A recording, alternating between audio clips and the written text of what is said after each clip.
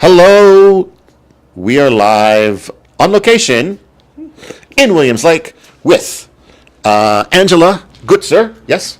Yes. And you are from where? I'm from Saskatoon, Saskatchewan. Originally. Originally. Fantastic. I meant your business, though. Okay. Now, my business is here, Williams Lake, Caribou, British Columbia. Yeah. And the name of your business is? White Feather Mobile Veterinarian. Fantastic. Now, what does that mean, a mobile veterinarian? It means that I don't have an actual public space that people come to the office. I don't have them come there. I go to their homes. Right. Yeah. Okay. So people would call you, they'd say, my animal's not well. You would come out, you would look them over, you would, treat them at their homes. Is that sort of what that looks like, or? Well, my focus is geriatric, palliative, and end of life. Okay. And also complementary, doing acupuncture, but for the animals, or for the animals. Okay. Yeah. So yeah, it would be a matter of them connecting with me, and they connect with me in a little bit of a different way. It's like, with computers and all. The best way to connect with me, because I'm just one person, is I've developed a website that they can connect with me. So the first thing they would do is book a consult, and then we would talk on the phone and address anything we could over the phone. And then, perhaps I would be going to their house as the next step. And so the phone consultation would sort of be like them describing the situation with the animal, because you said it's sort of like an end of life thing. How does the average person sort of know in that regard, I guess, when it's time to contact you?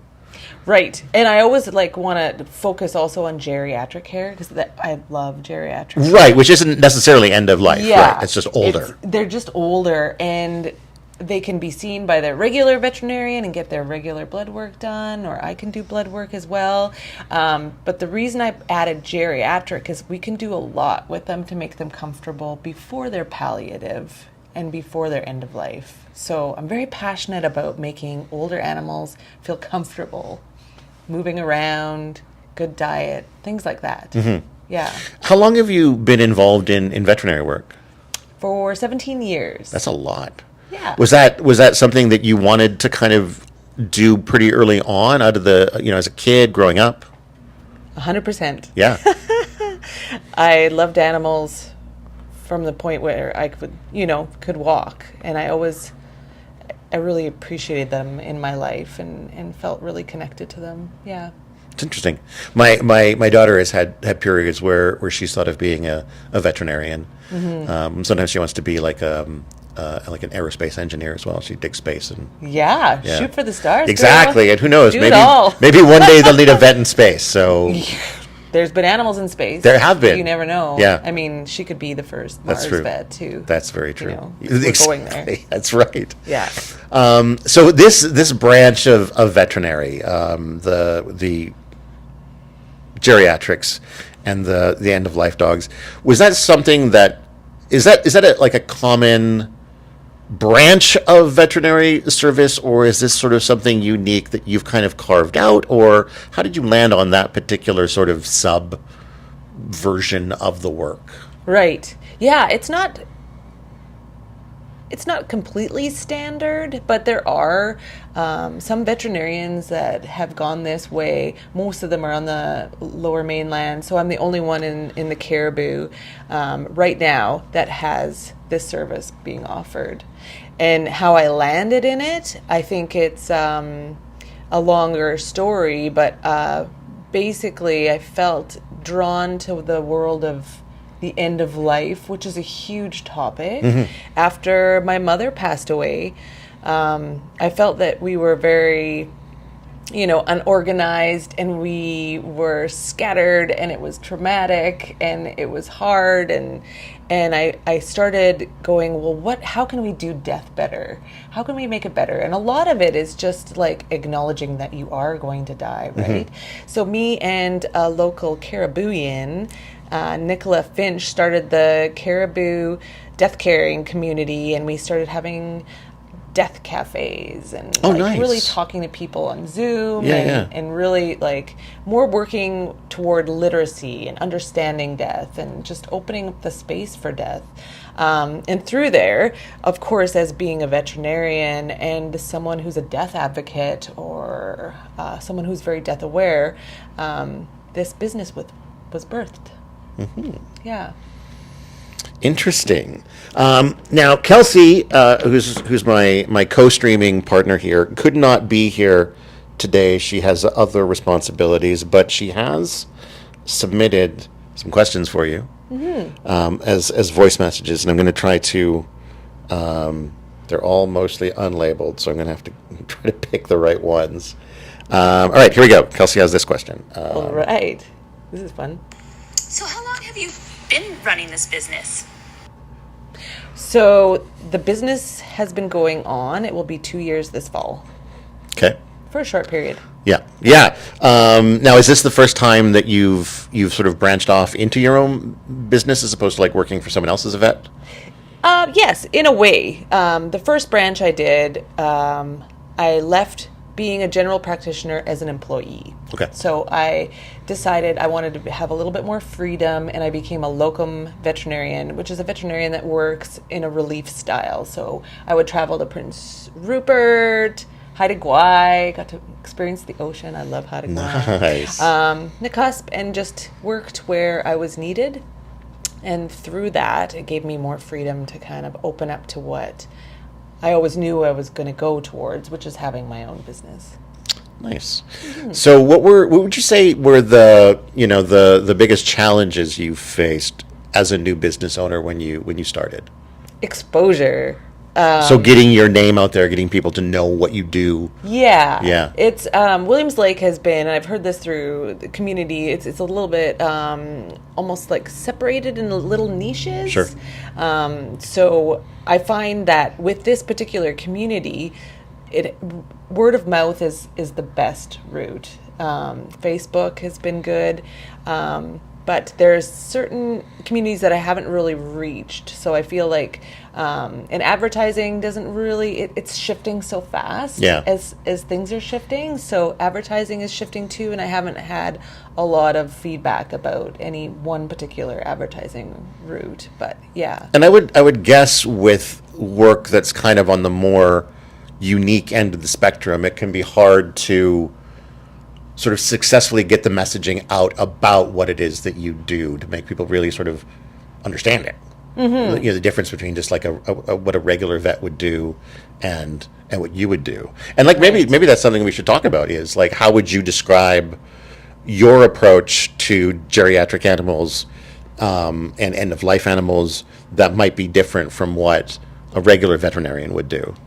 Yeah, so I think the biggest difference is peace. So if you walk into a veterinarian office, there's often different smells and different sounds that might create anxiety in animals. Some animals, and they do their best, they'll give you lots of treats, and we want to make their stay at the hospital as happy as possible. Sure. And some animals love it. They're on the scale, they get weighed, they're sitting down, and they love it. But other animals are quite anxious when they come to the vet hospital. So in particular, the anxious animals, all cats, they can stay in their own peaceful home. And I find that when you're in their home, I often spend a lot more time too with that patient and that client versus an exam room where there's scheduled, maybe 20 to 30 minutes to visit. I really feel like what I have to offer is different in regards to geriatric and palliation of animals. Once you have a diagnosis that your dog has cancer, or you have a diagnosis that they can't really do much with it, or that maybe the client can't do the surgery that's too expensive, which is very common these days as expenses go up for people. I find that that's where I can really step in and broaden it, because if you're at the vet clinic, they either have the option of potentially letting them go through the euthanasia process, or just giving them some pain meds, which are both okay options in certain circumstances. But where I come in is I really want to enrich that time. So we're going through any option. We're going through acupuncture that might feel them more relaxed and less painful. Yeah. We're going to add in some natural remedies like joint supplements and things like that could, again, create less pain. And then I work with things like the pulse electromagnetic field operator loop, which is just a loop that you can place anywhere on your animal. And then when I'm in their home, we're looking at enrichment and ways to enrich their lives if they're not mobile, how to get them in and out of the house, and really identifying features of their house that might make it hard for them to move around. So I'm really expanding that area of their life. Okay. Yeah. Nice. Is it like you talked about, people who maybe have to make the decision between, an expensive treatment for the animal and, letting the animal, just pass. I would imagine that there can be a certain amount of guilt associated with, with a decision like that, especially if you decide you can't afford the treatment. Would that also be part of sort of how you approach the family is also, helping the person deal with the feelings that they're having around the loss of their pet? Oh, completely. Yeah. Yeah. I find that, everyone's so emotionally connected to their animals. Yeah. And we all don't want them to suffer, and we all don't want them to leave the planet Yeah. either. So a lot of what I do is almost like a life coach or a pet coach in that respect, and I just work with some of their guilt and try to alleviate it. And how I do that most often is just to reflect back on the animal. So a lot of us get tied up in how we're feeling that we're doing something to them that is making them suffer. But if we just follow them as a guide, then we're just supporting what they want ultimately. Yeah, for sure. So if they aren't suffering, we would evaluate if they are, and if we felt that they were suffering somewhat, we would add in things to take that suffering away. But if it came to the point where they were looking tired, we're just leading, or the dog or the cat is leading us to help them to support us to make that final decision about them leaving into the spirit. It's not us doing those things. We're just helping them Sure. along. Yeah. Sure. Okay, let's see what else Kelsey has for us here. I think this was an interesting question. And we are. Oh, that was her introducing the live stream. Hang on. Do you cater to dogs specifically, or is it more just a variety of animals, farm animals, from goldfish to horses possibly? What's your demographic for your business?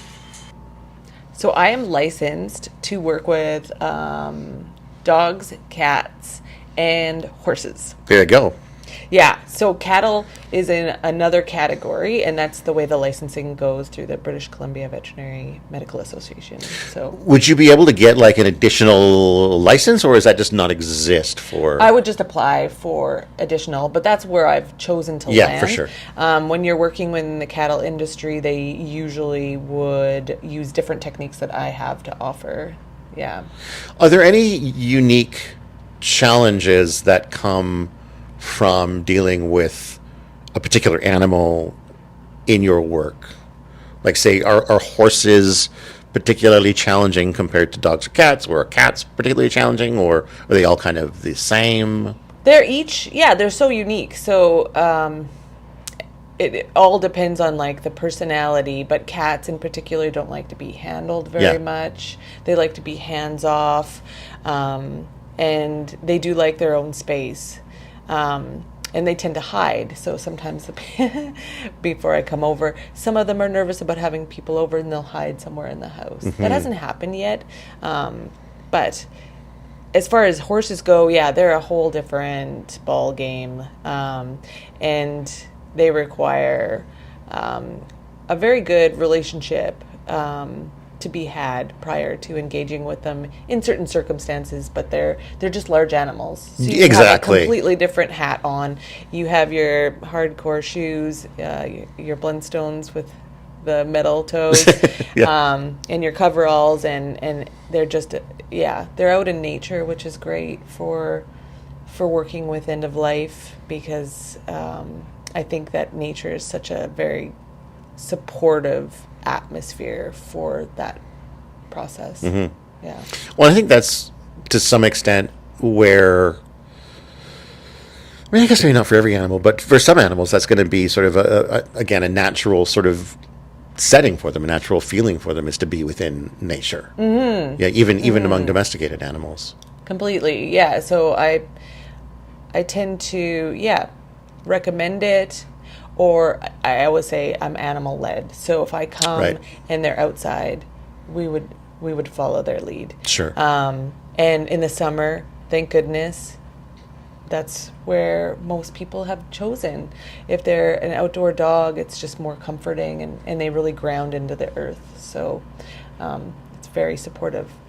With cats, it's a little bit difficult because they have the capacity to go wild in a second. So if you work with them, they may run away. If it's end of life in specific, you really have to have an awareness about where they may go. Right. So they may have to be, say, put a harness on them if you wanted to attempt that outdoors, or just have a really good knowledge of where they are and hold them. Yeah. Is it common for cats to sort of like try to escape when they're like nearing the end of life, or?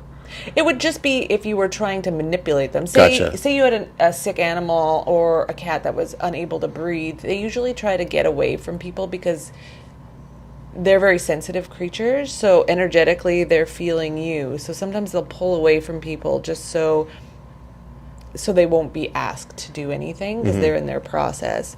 So for cats, 100% they'd be the type that would try to isolate and leave the situation.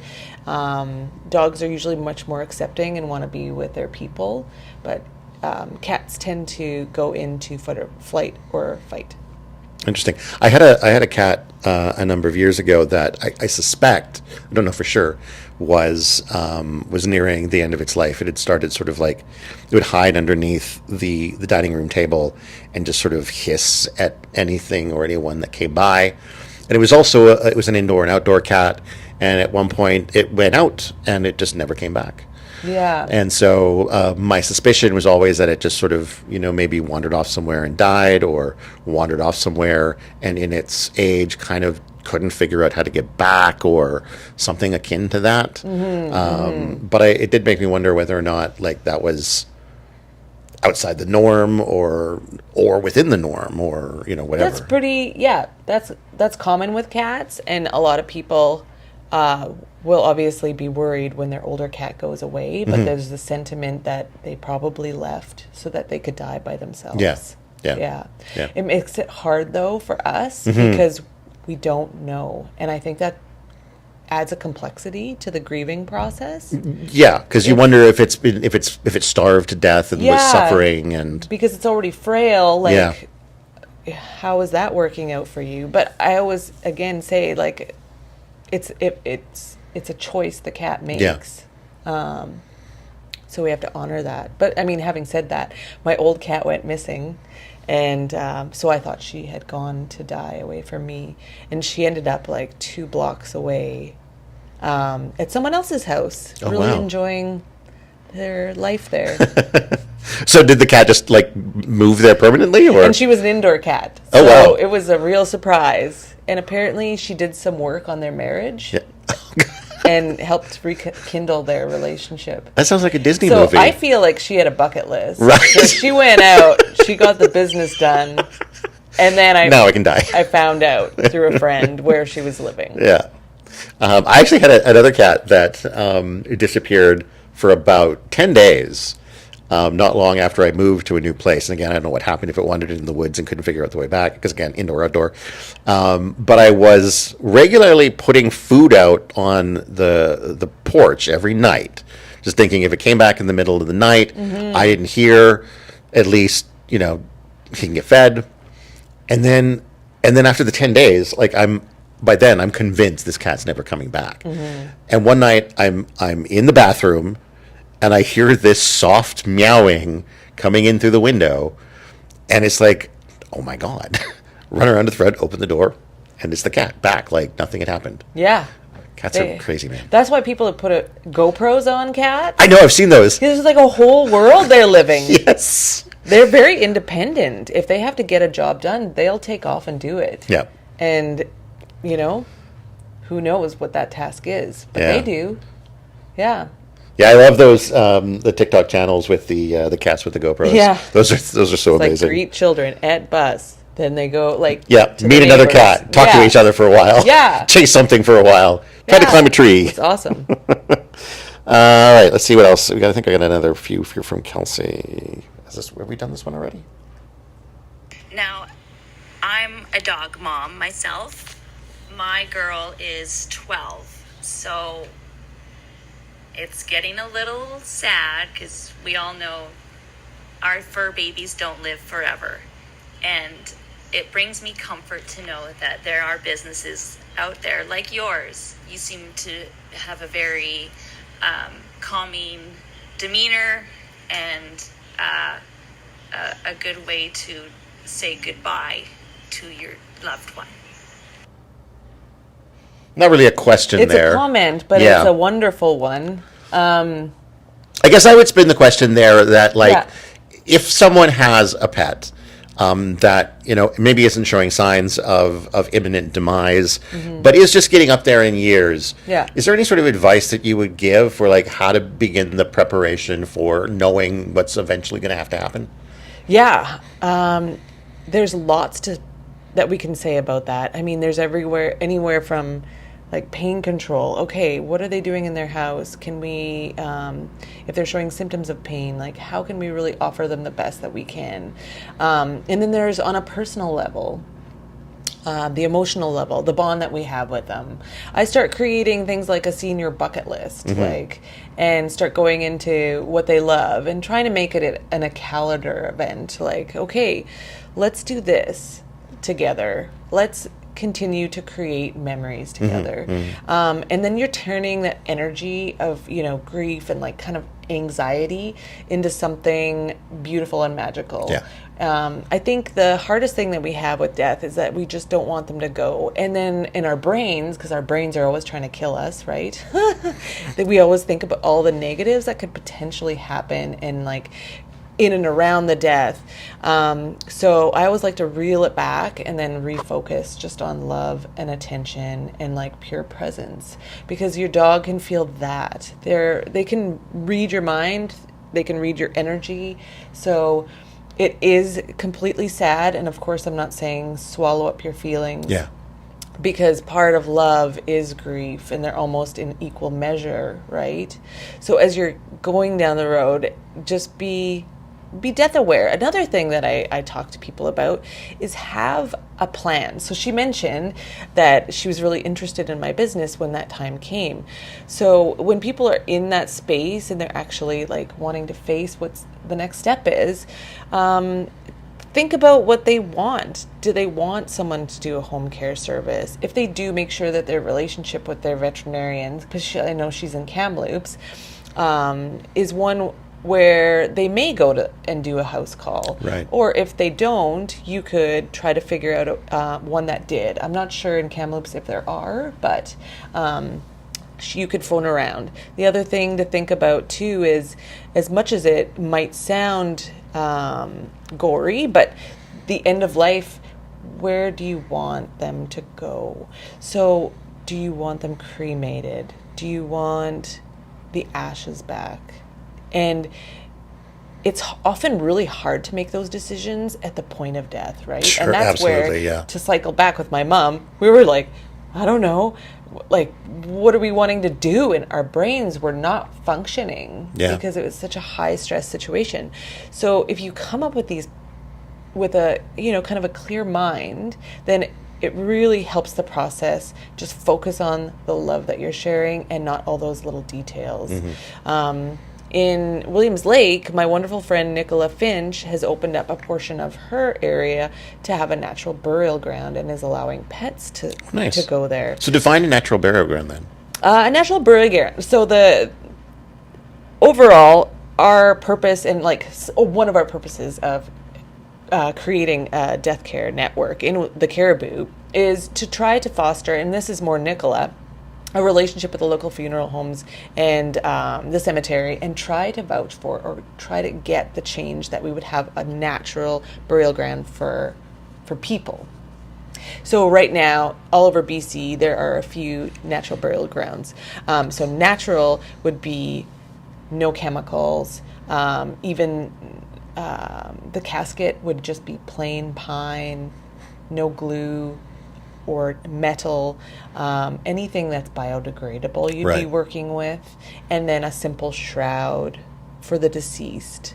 So the same would be more about, creating something natural for the environment and giving back instead of taking away with the regular way that we have been buried in the past is not good long term. It has never been good long term for the environment. So creating more of a natural space for people and pets is high on our list. Yeah, because some of those caskets that you can get seem like the whole point is to have you almost hermetically sealed in this thing so that nothing can get at you. Yes. But what's the point? Yes. Yes. The point is that it was done back in the Civil War in America. People wanted to see their loved ones away. So two brilliant people decided that if they bombed them, then they could get them back to their loved ones. Fair enough, I guess. And then it was a matter of stature. If you were embalmed, you had enough money. And so it became something that people wanted to show, oh yes, we are we have money. So it continued and it just sort of blended in, and now it's totally changed our funeral processes. Whereas in the past it would be natural, they would have a wake, the body would be with the family in 3 days, and then it's sort of the funeral companies usurped that moment and has taken away that culture and our connection with death, which in a way has programmed us to be a little bit more fearful of death because we're missing that integral point of connecting with our dead. Yeah, it's something that's done over there in that building behind closed doors. Yes. And we don't see it and talk about it. Yeah. If you spent time, if you witnessed it, you're psychologically it shifts you. Yeah. You actually get the sense psychologically that they have passed or they're dead. Whereas if they're whisked away, you just have this weird memory of them. This kind of abrupt ending of things that there's no It closure. doesn't calculate in your body and your brain. Yeah. So you're just kind of left in shock. So the natural grieving process is kind of usurped and kind of disconnected in that way. Yeah. I've always sort of dug the idea of having, for myself, when I pass, some kind of a wake where my body can be there. And I've been encouraging anybody I know to whatever happens, whatever sort of a celebration of life or whatever occurs after I die, please bring a Ouija board, because if there's something beyond here, I'm going to come and try to talk to you guys. Yeah, and I think that is shifting. So our awareness of death is shifting. It's more there's a death positive movement. There's so many great people talking about it. As far as death becoming a death doula, that's really growing in the society. So I took a death doula course after my mother died, and that's how I really not rekindled, but started really appreciating and diving right into the world of death is through the death doula course.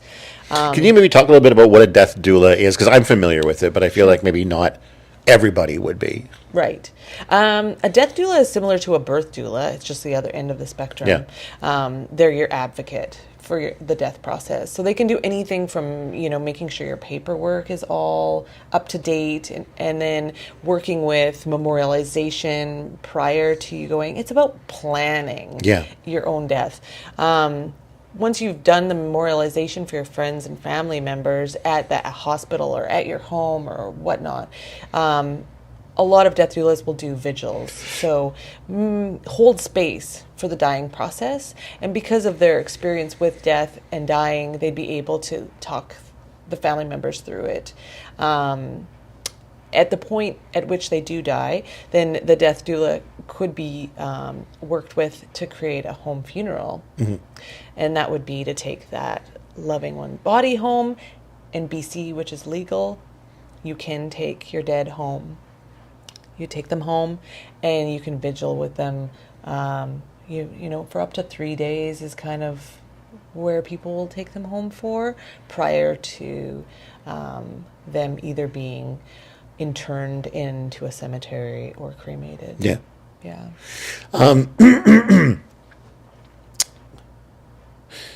You talked about the idea of preparation. And I actually worked for a year at a funeral home in Kamloops. Oh, interesting. And I was doing funeral pre-arrangements, basically selling people, here's the package that you would like for yourself when you're ready to go. Yeah. It was a challenging job, and I don't think I was good at it, which is why I was only there for a year. But it really did kind of get into my head the notion that planning for your demise is probably one of the more important things that you can do. And I don't just mean, making sure you have a will. In the bigger picture of how do you want your body to be treated, dealt with,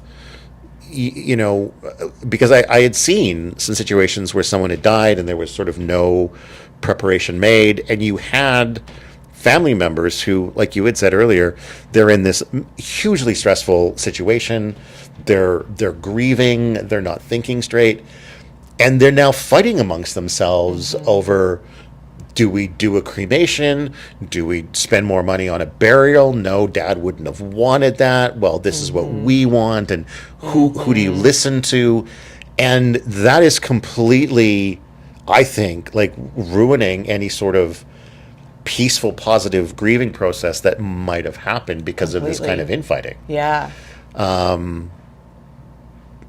I guess there's no question there, but do you want to just sort of share I'll your own thoughts on that? Yeah. So in the past, again, to go back to our roots, there would be someone, like usually the women, who would take care of the dead, and there was a rite of passage for death, right? We had a rhythm to it. We knew what to do. Yeah. Since that's been removed, I think one of the things, like in death advocacy and literacy too, is taking that back, creating community around death, right? So that there's a lot more space and room, and there's not those like decision points.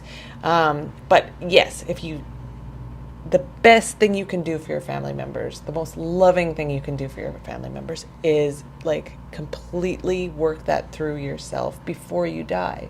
Work with a death doula, work with lawyers, read about it, get everything sorted out on the medical side of things, and you do the DNR paperwork, basically saying what you do and do not want. Get a medical directive, which is choosing someone who's going to make those choices if you're in a coma.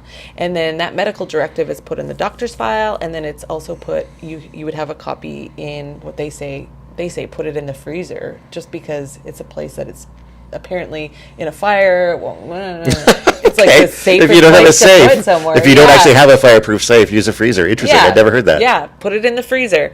So, like, the more you do to create what you want with your body, the better it is for everyone. Yeah. So that's part of the literacy work, is if we're starting to talk about it, you start to prepare for it. And then we can make choices beforehand. Maybe you want water cremation, which is aquamation. Yep. And those facilities aren't allowed in BC yet, but they will be. Oh, really? Yeah. I didn't know that. Yeah, not quite yet. Is there the water cremation specifically? You mean? Is there anywhere in Canada? Do you know that does that, or is it for sure? Yeah. And I'm not sure which province at this point, but yeah, it's in the United States. There's composting in the United States. The first human composter was set up. So there's beautiful things going on. What's the legal? This is a weird question. Yeah, Is go is for it? Can you like legally taxidermy somebody? That's a good question. Yeah. I don't know. I don't know I've that one. I've half joked about it in the past that I would like to be like stuffed and put on display somewhere with like Yeah. a beer in my hand or something. Yeah, and I But, know, like, at funerals, like, certain cultures are very good at that, and they will work with funeral directors who can set them up like that. Yeah. And they're not taxidermied, but you would be embalmed. Right, you would be somewhat embalmed- prepped for some amount of being Yeah. shown publicly or If you're whatever. embalmed and you get, like, a good funeral home, if you're really into it, you could totally get set up on a chair with a beer in your hand. But for how long? I would say a pretty long time. Really? Probably up to a week. Well, that's not bad, I guess. Yeah. Embalming is yeah, it's legitimate practice. Yeah. Yeah. Because there's a lot of times there's a delay, right? For sure, yeah. So I would say even more, but I'm just like, yeah. Yeah, you don't know. You're just guessing. Yeah. If you want to sit on that chair, make your dream come true. Just sit on the porch and like have a little recorder yelling at freak kids to people get out. off your... Yeah, exactly. Yeah. Scare people. Yeah. Try to die close to Halloween. Yeah. That'd be the best time Exactly. for that. Okay, let's see if Kelsey has anything else here. What do we got? These are all... Now, do these pets ever get a last meal? Like ice cream cones or Big Macs or pizza? The foods that they just weren't allowed to have in their younger years. Do they ever have that one last meal? Oh, for sure. Yeah. Going back to that bucket list. So, like, you can make the bucket list throughout, like, as she had, for an example, her own dog. Her bucket list could just look like, doing things that her dog loves, like going to the beach, things like that. But when we're getting into the palliative, like, these are the last few days bucket list, then you're going to hit that food chart, the things that usually made them maybe sick or itchy, like chicken, and they have bad ears. You get a Big Mac. Lots of people do that. They're getting steaks. That's a beautiful way to commemorate them. Yeah. To have anything that their heart desires in those last moments. And, yeah, I love it. Any other? What are some more sort of common bucket list things for people to do with their dogs or their pets in general? Well, I always say, like, especially dogs. I mean, cats are difficult with a bucket list, but... Yeah, one final run through the catnip, maybe. I don't know. Yeah, I mean, anything a cat loves, do Yeah. it. Let them sit in front of a window and watch the birds. Let Yeah. them go outside. Anything that they love, do it. And dogs just love us. So if we can just be present, the biggest thing that we can give dogs is our present attention and just focusing on them. That can do wonders. It's part of healing too. So if I have an animal, like if there's an animal that's sick and you want to work with them, I always say add in 15 minutes 3 times a day of just your present awareness and attention and love, because that can heal alone. Mm-hmm. So that's the most important part. What is the most important part to you about the work that you do?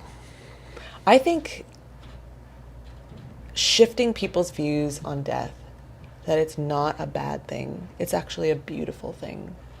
Although we're sad about it, it doesn't mean that they're not going to the most best place. Mm-hmm.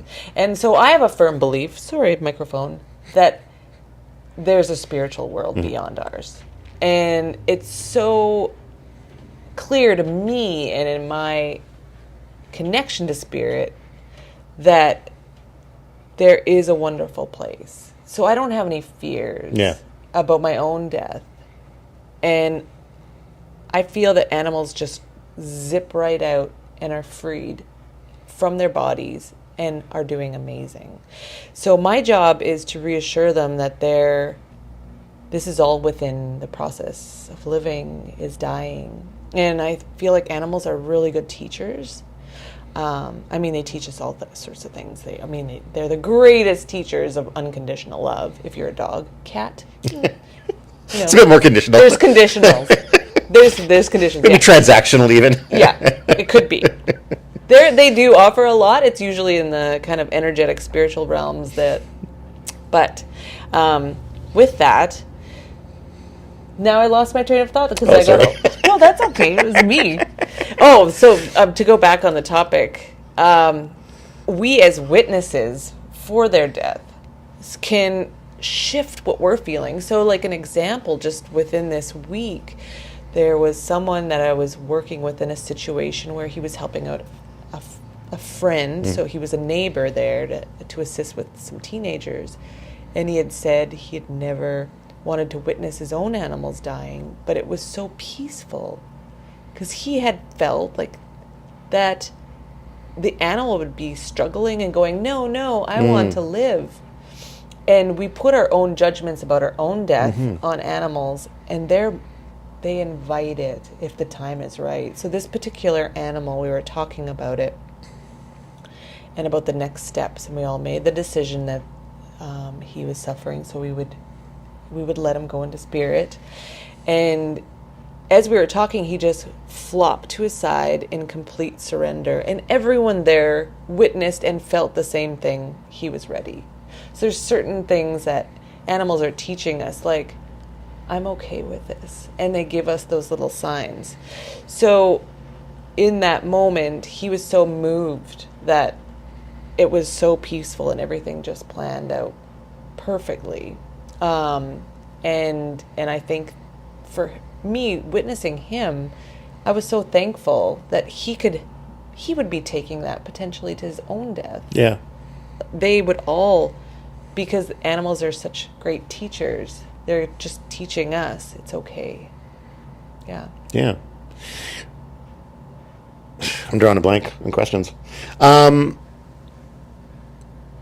What would your hope for where you would be in 2 years, 5 years? Do you want to grow what you're doing? Do you want to sort of stick a steady path? Do you want to expand? What are your hopes? Yeah, that's a good question. My greatest hope has always been to help as many people through this process as possible. And with that is like we look into the business structure of things, which is not my forte. My forte is more in the heart. I would potentially have a team member working alongside of me and doing the appointments, and basically the scheduling. And if it got to be a larger business, then I would consider having other veterinarians on board.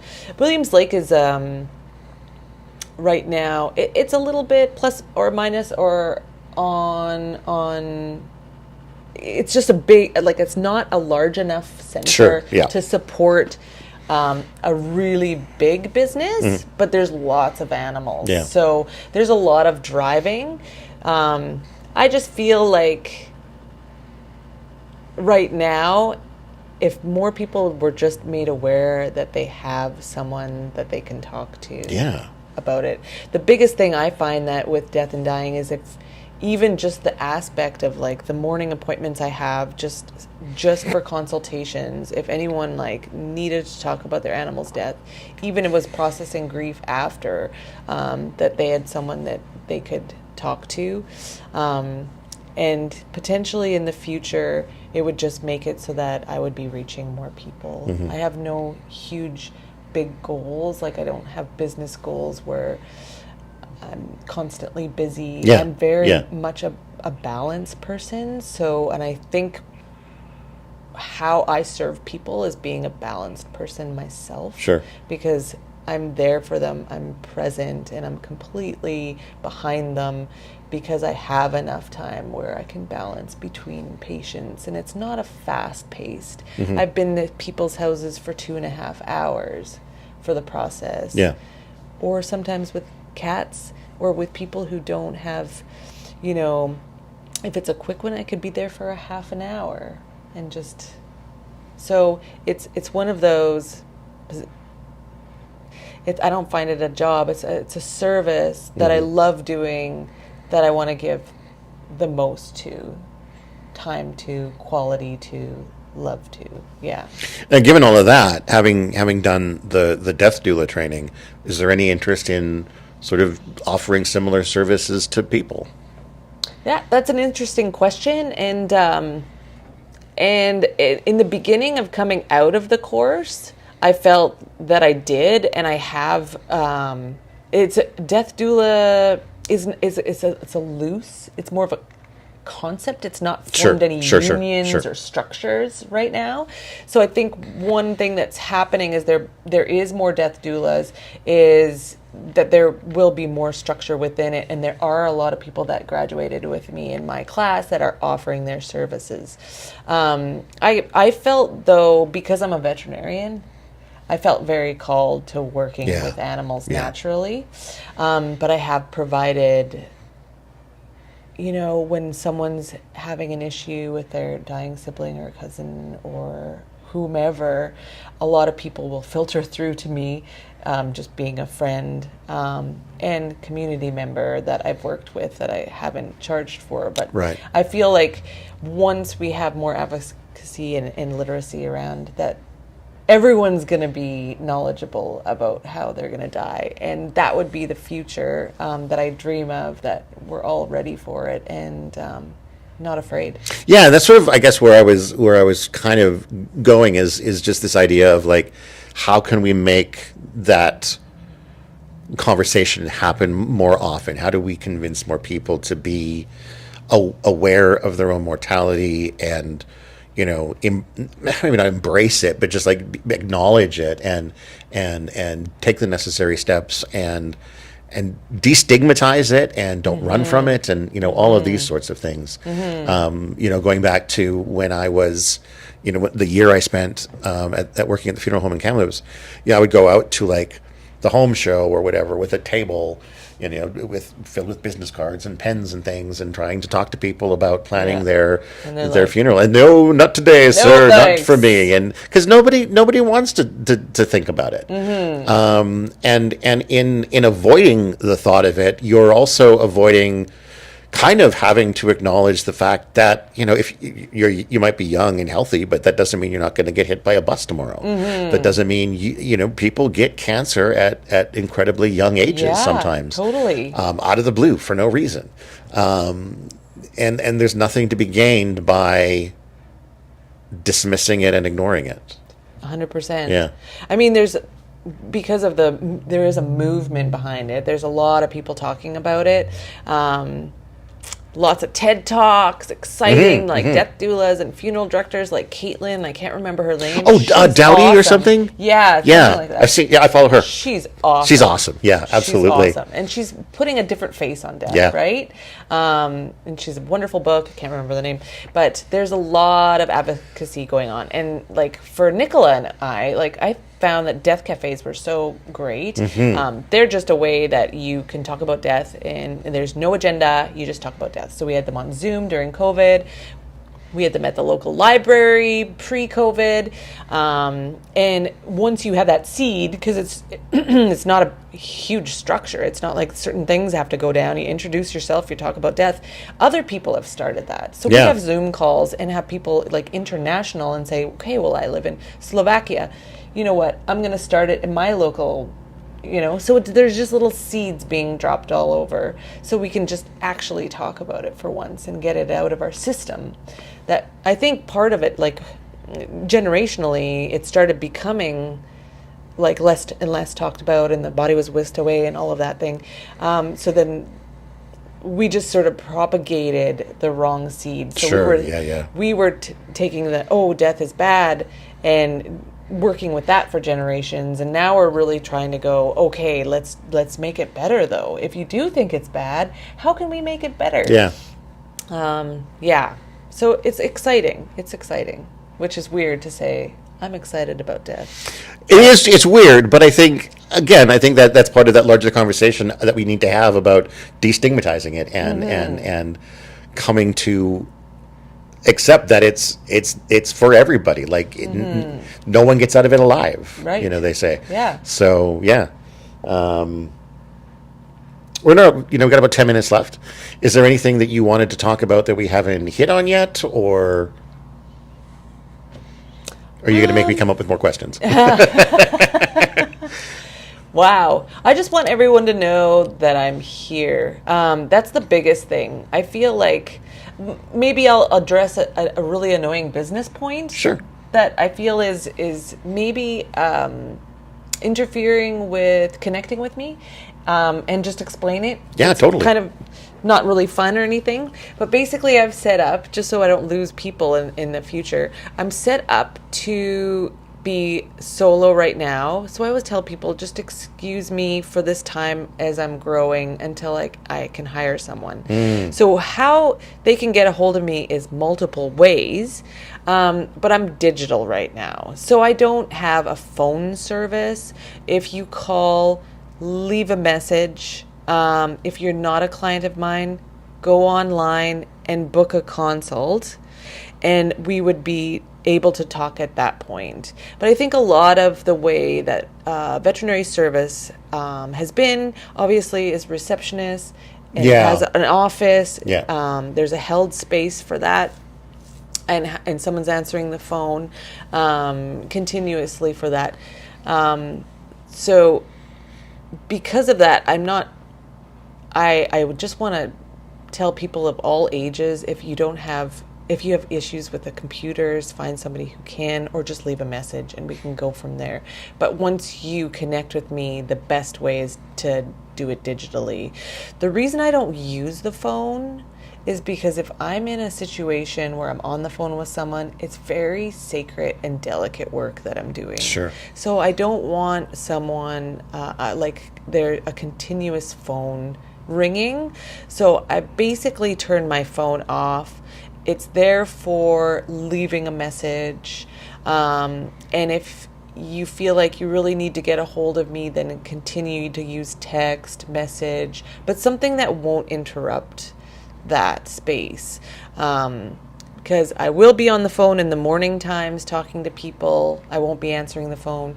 And in the afternoon, that's where I'm going to be working with delicate situations. Sure. Like end of life, or house call. So again, once I have my business up and running and more full speed, then I will have potentially an employee, anyone interested,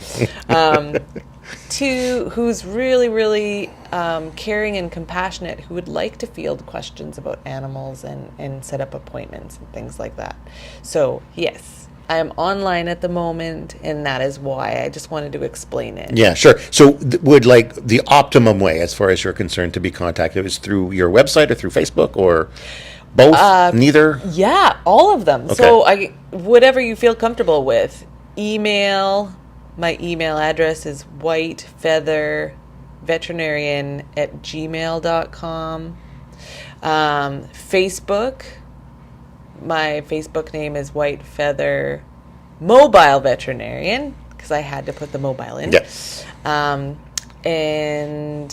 my website is whitefeatherveterinarian.ca. Perfect. So all of those are good. The website gives you information on pricing.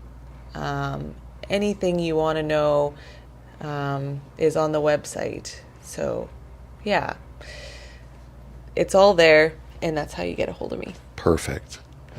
And we're probably, 6 minutes left? Let's see if Kelsey has anything left for us. What do we got here, Kelsey? We have...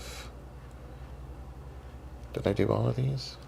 I don't know. Do you cater to We did do that one? dogs Oops. specifically? I just liked it. Oh, stop it.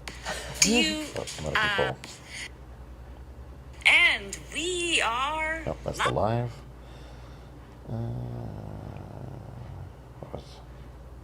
This is. Tell me a joke.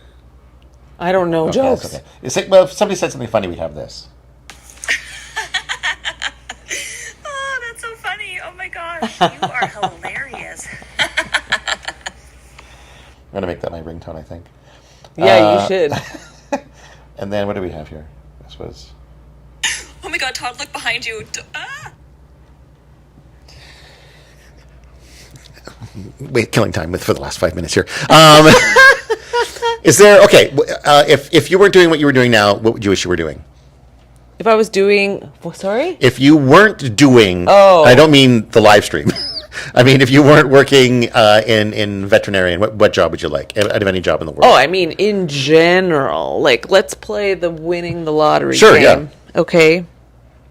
If I won the lottery, I would, of course, and everyone wants to do this. I mean, who loves animals?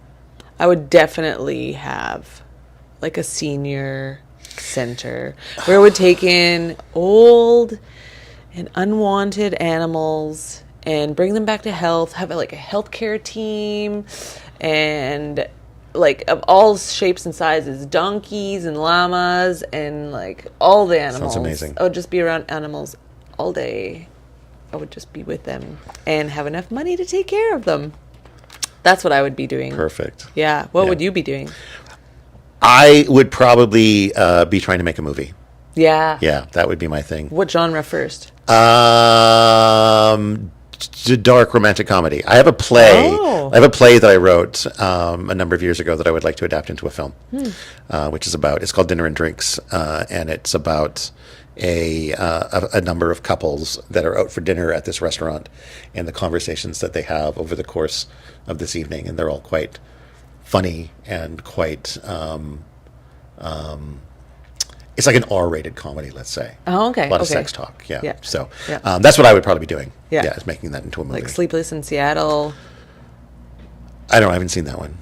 Sleepless in I Seattle? haven't seen it, I'm sorry. Are you joking? I'm not joking. I'm not joking. There's like the scene that makes it R-rated. Okay, well, you better I guess I check need to out, watch it then. Mr. Movie Guy.